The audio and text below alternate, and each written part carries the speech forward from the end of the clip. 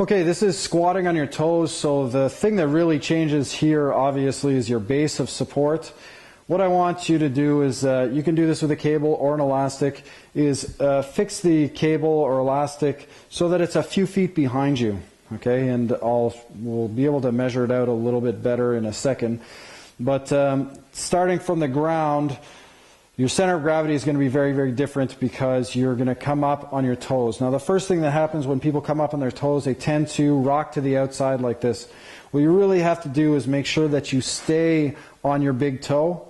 Your other toes can obviously be on the ground, but it's very tough on your ankle to be in this position here. So I'll get you to come up.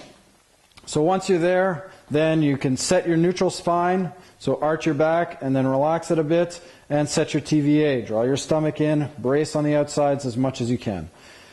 Now, you're going to try and go through a regular squat. This, you're going to notice, is much, much less stable than obviously just standing on your heels.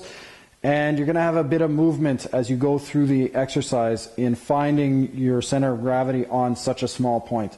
That's fine. It's okay to have that movement. I don't want you to pause as you're going through the movement just because you're trying to find your center of gravity. I want you to deal with it and find your center of gravity as you're moving. Okay? So as you squat down, you're going to stick your butt out, and it'll end up happening so that the elastic ends up beside your body, and you're sticking your butt out basically between the two elastics or two cables, whatever you're working with. And that's fine because then it's the cable or the elastic stays in a nice straight line with your spine. Okay?